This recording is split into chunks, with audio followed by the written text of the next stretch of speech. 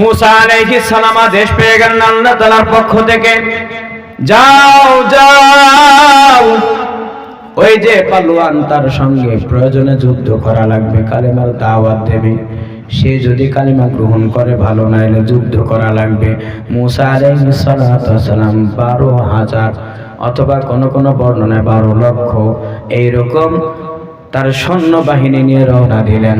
চলতে চলতে চলতে চলতে তাদের মধ্যে 12 জন ছিলেন। 12 জনের মধ্যে 10 জন আর 2 জন, 10 আর 2 12, 2 জনের নাম ছিল, একজনের নাম হলো ইউশা আর একজনের নাম হলো কালুত। এই 2 জন ছিল মুসা আলাইহিস সালামের খুব নিকটস্থ। তারা 2 জন ওই 10 জনকে বললেন, শোনো,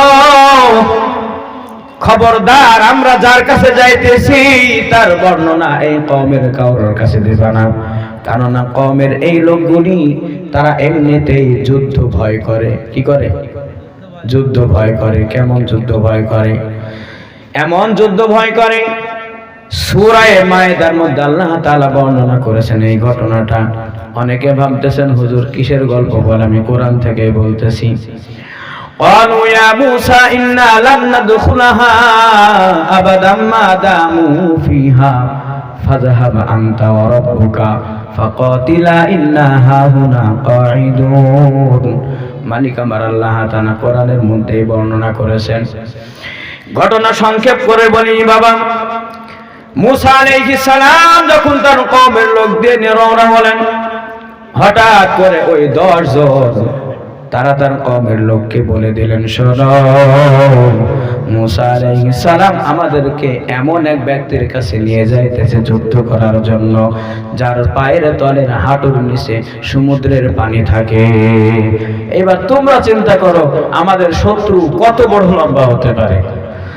এইবার 12টা কওমের সবাই বলল, শোনো, আমরা কখনোই পারবো না, কখনোই পারবো না, আমরা ওই যুদ্ধের ময়দানে যাব না। তারা তখন বলল, ক্বালু ইয়া মূসা ইন্না লান নাদখুলাহা।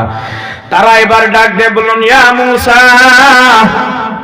ও মূসা, ইন্না লান নাদখুলাহা, আমরা কখনোই প্রবেশ করব না, প্রবেশ করব না, যুদ্ধের ময়দানে যাব না। ইন্না লান নাদখুলাহা, আমরা কখনোই যাব না, বরঞ্চ তুমি আর তোমার রব যাও, ওই মানুষটার সঙ্গে যুদ্ধ করো। ইন্না আকিফুন, আমরা এখানেই জমে বসে থাকব। তারা কি বলল? আমরা যুদ্ধে যাব। আচ্ছা বলেন তো, যুদ্ধে যাওয়ার আদেশটা কে দিয়েছেন? একটু আওয়াজ দিয়ে বলেন কে? অথচ তারা বলতেছে, ক্বালু ইয়া মূসা ইন্না লান নাদখুলাহা আবাদাম মা দামু, ওই শত্রু বাহিনী যতদিন থাকবে আমরা ওইখানে যাব না। আমাদের কোনো রাজত্বের দরকার নাই, আমাদের রাজা বাদশাহীর কোনো দরকার নাই, বরঞ্চ ও মূসা তুমি যদি যেতে চাও, তুমি আর তোমার রব যিনি আদেশ করেছেন তোমরা যাও, আমরা যেতে পারবো না। এখন মূসা আলাইহিস সালাম চিন্তা করলেন, আমার সঙ্গে কেউ যাক আর না যাক, আদেশটা কার? আওয়াজ দেন, এই আওয়াজ দেন, আদেশটা কার? ওই সন্তান যেমন বাবার ব্যাগটা মাথায় নিয়ে হাঁটে আর ব্যাগটা ধরে থাকেন বাবায়, মূসা আলাইহিস সালাম চিন্তা করলেন, কি কাজ ওইটা আমি দেখবো না, কাজের আদেশ দিয়েছেন আল্লাহ, এই কাজ আমারে করাই লাগবে। মূসা আলাইহিস সালাম আর তার সঙ্গে 2 জন, একটা হলো ইউশা আর একটা হলো কালুত, মাত্র 3 জনের একটা বাহিনী নিয়ে চলে গেলেন ওই উজ পালোয়ানের কাছে। যাওয়ার পরে মূসা আলাইহিস সালাম ডাক দিয়ে বললেন, তুমি পড়ে নাও লা ইলাহা ইল্লাল্লাহ মূসা কালিমুল্লাহ, আমি হইলাম জামানার নবী মূসা, আল্লাহ তাআলার পক্ষ থেকে আদেশ আসছে তোমার কাছে, তুমি কালিমা গ্রহণ করে নাও। এইবার উজ পালোয়ান ডাক দিয়ে বলতেছে, শোনো, ও তুমি জামানার মূসা নবী হও আর যাই হও, আমি তোমার কালিমা গ্রহণ করব না, আর তুমি যদি বাঁচতে চাও এখান থেকে পালায়া যাও। বলেন যারা আল্লাহওয়ালা হয় তারা কখনো পালায় নাকি? আরে আল্লাহওয়ালারাই পালায় না, স্বয়ং জামানার নবী গেছেন, তিনি কিভাবে পালান? মালিক আমার আল্লাহ ডাক দিয়ে বলেন লা তাহজান ইন্নাল্লাহা মা'ানা। ও মুসা তুমি ভয় করো না, ডর করো না, টেনশন নাই। ইন্নাল্লাহা মা'ানা, আমি রব তোমাদের সাথে আছি। জোরে বলেন সুবহানাল্লাহ। আল্লাহ আমার রব, এই রবি আমার সব। বলেন আল্লাহ আমার রব, এই রবি আমার সব। আল্লাহ আমার রব, এই রবি আমার সব। কথা বলেন ঠিক কি ঠিক না? কোন বান্দা বান্দির যদি রব হয়ে যায়, পুরোটা পৃথিবী যদি তার শত্রু হয়ে যায়, তারপরেও যার সঙ্গে আল্লাহ আছেন তিনি হবে বিজয়ী। মালিক আমার আল্লাহ তাআলা আদেশ করেছেন মুসা যাও। মুসা আলাইহিস সালাম দাওয়াত দিলেন, তিনি বললেন না না না, আমি ইসলাম গ্রহণ করব না। হাদিসের মধ্যে আছে মুসা আলাইহিস সালামকে আল্লাহ তাআলা একটা নিয়ামত দান করেছেন, মুজিজা, সেটার নাম হলো লাঠি। কি জোরে বলেন? একটা হলো লাঠি আর একটা হলো হাত। মুসা আলাইহিস সালাম তিনি যখন তার এই হাতটা বগলের নিচে দিতেন, পরবর্তীতে হাতটা লাইটের মতো জ্বলতো। জোরে বলেন সুবহানাল্লাহ। সুবহানাল্লাহ এত আসতে হলে আল্লাহ তাআলা বললাম তো কিছু কিছু জিনিস দেখাইছেন মানুষকে, তার কুদরত দেখাইছেন। মুসা আলাইহিস সালামের লাঠিটা যেখানে আঘাত করতেন তিনি যা চাইতেন তাই হয়ে যেত। বলেন সুবহানাল্লাহ। আপনার ইতিহাস পড়েছেন মুসা আলাইহিস সালাম যখন নীল নদের পাশে গেলেন, পিছনে শত্রু বাহিনী ফেরাউন, আল্লাহ তাআলা বললেন ইদরিব, তুমি তোমার হাতের লাঠিটা পানির মধ্যে আঘাত করো। যখন তিনি আঘাত করলেন সঙ্গে সঙ্গে এখন রাস্তার প্রয়োজন, আল্লাহ তাআলা লাঠির আঘাতে সমুদ্রের মধ্যে রাস্তা বানায় দিলেন। বলেন সুবহানাল্লাহ। ফেরাউন জাদু করে এনেছিলেন, ফেরাউন বিশাল বিশাল জাদুকর আনছেন আর বলছেন দেখো মুসার বিরুদ্ধে জাদু খাটাও, সাপ বানাও, যেই সাপগুলি মুসাকে ভয় দেখাবে। মুসা আলাইহিস সালাম ভয় পেয়ে গেলেন, ওরে সর্বনাশ, দড়িগুলি পাকাইয়া পাকাইয়া ছেড়ে দেয়, সাপ হয়ে মুসার দিকে দৌড় দেয়। বড় বড় দড়িগুলি বড় বড় সাপ হয়। মুসা আলাইহিস সালাম ভাবলেন আমি কি এখন পালায়ে যাব নাকি, এত বড় বড় সাপ। এটা হলো জীবনের প্রথম ঘটনা, মুসা আলাইহিস সালামের জীবনের প্রথম ঘটনা। যখন তার শ্বশুরের কাছ থেকে লাঠি পান, ওটা অনেক বড় ইতিহাস, আমি ওই দিকে যাব না, একটু বোঝানোর জন্য বলতেছি আল্লাহ তাআলা কেমন মুজিজা দান করেছিলেন। আল্লাহ তাআলা ডাক দিয়ে বলেন ছেড়ে দাও তোমার লাঠি, তোমার কোনো ভয় নাই, ছেড়ে দাও। লাঠি যখন ছেড়ে দিয়েছেন লাঠিটা সাপ হয়ে গেছে, এত বড় সাপ, বড় বড় হাজার হাজার জাদুকরের লাঠি কি বলে দড়িগুলি সাপ হয়ে আসতেছিল। পুরোটা জাদুর সব সাপগুলি মুসা আলাইহিস সালামের লাঠি সাপের মধ্যে ঢুকে গেছে। বলেন সুবহানাল্লাহ। শুধু তাই না, শুধু তাই না, মুসা আলাইহিস সালামের হাতে থাকা লাঠি এত বড় সাপ, ফেরাউনের বিশাল রাজত্ব, তার বিশাল সিংহাসন, বিশাল রাজপ্রাসাদ, মুসা আলাইহিস সালামের লাঠিটা যত যায় তার মুখটা তত বড় হয়, তত বড় হয়। এইবার ফেরাউন তিনি লক্ষ্য করে দেখলেন ওই সাপটা যদি আসে তো আমার পুরা প্রাসাদটা তার পেটের মধ্যে চলে যাবে। বলেন সুবহানাল্লাহ। এই ফেরাউন ডাক দিয়ে বললেন ও মুসা, আমি তোমারে লালন পালন করছি মুসা, ছোট্ট কালে তুমি আমার বাড়িতে এসেছো, এই কথা বলেন ঠিক কিনা? আপনার ইতিহাস জানেন না? মুসা আলাইহিস সালামের পালিত পুত্র ছিলেন মুসা আলাইহিস সালাম। ছোটবেলায় ফেরাউনকে বাবা বলে ডাক দিতেন, এটা অনেক ইতিহাস। ফেরাউন এখন দেখলো কোনো উপায় নাই, এই ফেরাউন তিনি চিন্তা করলেন যদি সাপ আমার দিকে আসে আমিও ধ্বংস হব, আমার পুরা রাজত্ব যাবে, আমার প্রাসাদ খেয়ে ফেলবে। মুসাকে ডাক দিয়ে বলেন মুসা, আমি তোমার উপরে কত করুণা করেছি, আমি ছোট্ট কাল থেকে তোমাকে লালন পালন করেছি। ও মূসা, তুমি তোমার সাপটাকে ঠেকাও, তোমার ওই সাপটাকে ঠেকাও। মূসা আলাইহিস সালামের অন্তরে দরদ আসলো, আর সত্যিই তো কথা, আমার ছোটবেলায় মানুষ করছে। এরপরে ওই সাপের লেজটা যখন ধরছেন, সঙ্গে সঙ্গে আগের লাঠি হয়ে গেছে। বলেন সুবহানাল্লাহ। এটা ছিল মুজিজা, এটা ছিল মুজিজা। মূসা আলাইহিস সালামের হাতে থাকা লাঠি উস পালোয়ানের কাছে যখন দাওয়াত দিলেন, বলো লা ইলাহা ইল্লাল্লাহ, তুমি কালেমা গ্রহণ করো, তাইলে আমি এখান থেকে চলে যাব। বলতেছে, শোনো ও মূসা, তুমি আমার কিছুই করতে পারবে না, তুমি আর আমার কোনো ক্ষতি করতে পারবে না, বরঞ্চ তুমি এখান থেকে চলে যাও, বাঁচতে চাইলে চলে যাও। তিনি তার বডির অহংকার দেখাইছেন। কথা বলেন ঠিক কিনা? এই আওয়াজ দিয়ে বলেন ঠিক কি ঠিক না? সে তার শক্তি প্রকাশ করতে চেয়েছেন।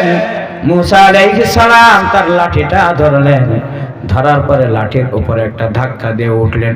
ওঠার পরে ওই লাঠিটা ঘুরাইয়া ওই উজের হাঁটুর নিচে একটা বাড়ি মারলেন।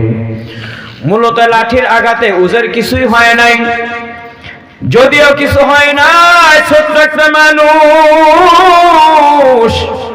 আমার গায়ে আঘাত করেছে।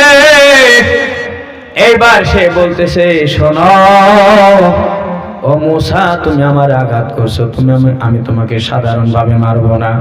এরপরে ওই উজ করছে কি, বিশাল একটা পাহাড় হাত দিয়ে ধরছে, ধরে উঠাইছে, মাথায় করে আনছে। এই পাহাড়টা দিয়ে আমি মূসাকে মারবো। জোরে বলেন নাউজুবিল্লাহ। কি দিয়ে মারবে? আমাদের রাগ হলে তো আশপাশে খুঁজে একটা লাঠি আছে কিনা, যদি কিছু না পায় একটা ইটের টুকরা তুলে বাগাবো, দেখবি তো কি করি। ওকে আল্লাহ তাআলা এত শক্তি দিয়েছে, পাথরের পাহাড় উঠাইছে মাথার উপরে, তোকে মারো।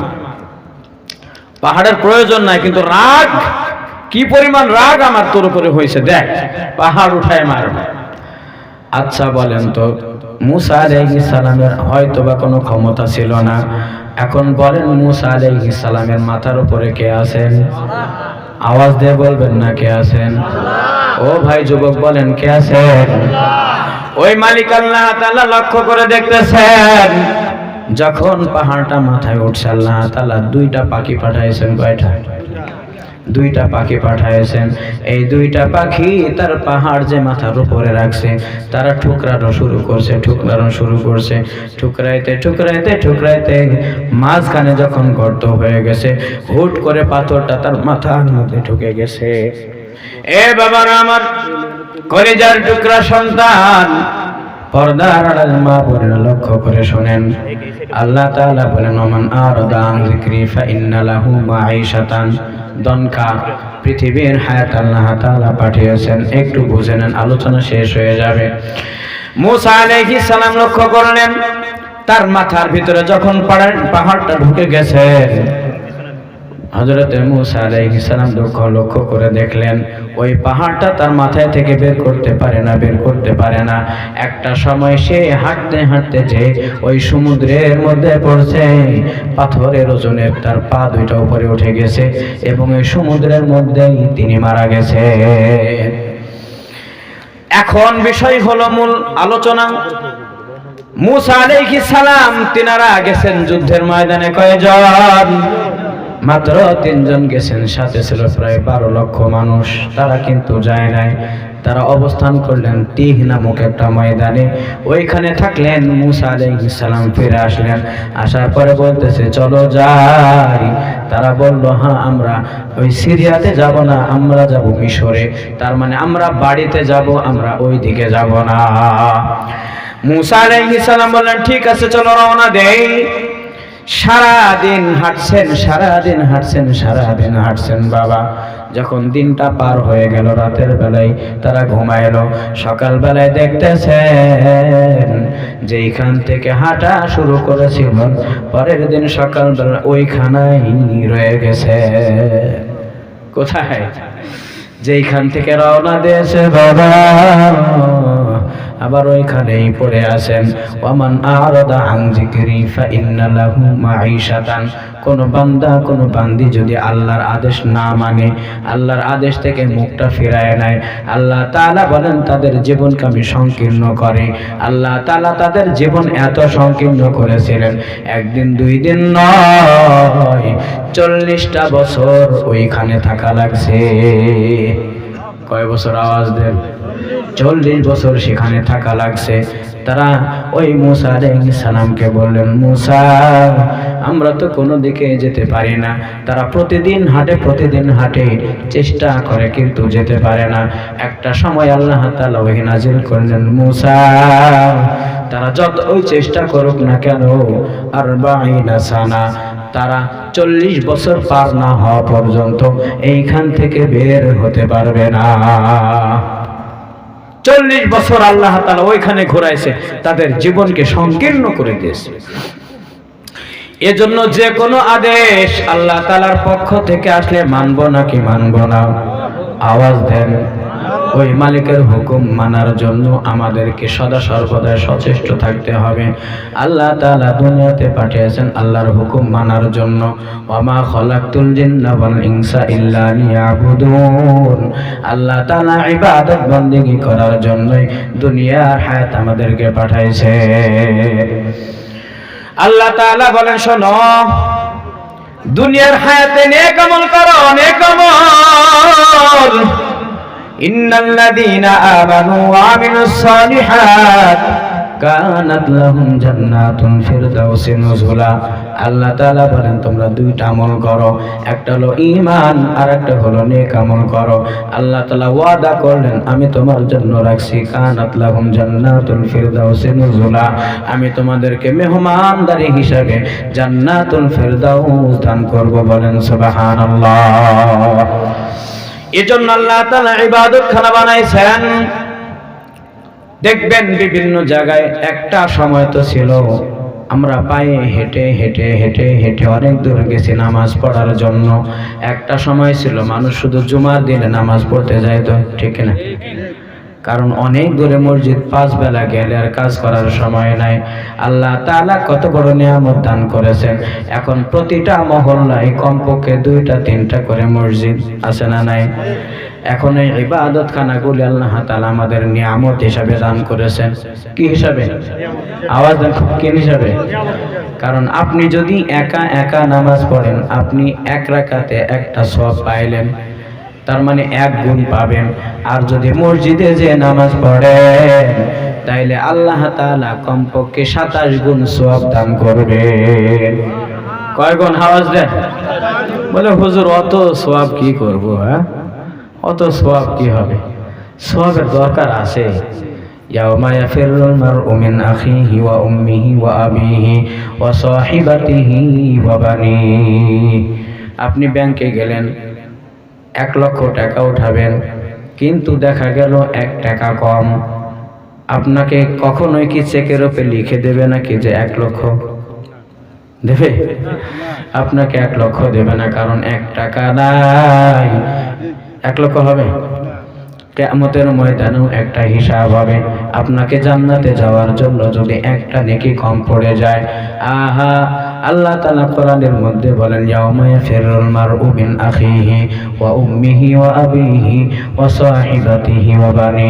একটা নেকি যদি শর্ট পড়ে যায়, আপনার বিবি আপনার থেকে পলায়ন করবে, আপনার সন্তান পলায়ন করবে, আপনার আত্মীয় স্বজন যে যেখানে আছে তারা পলায়ন করবে, নিজের ভাই পলায়ন করবে। কেন?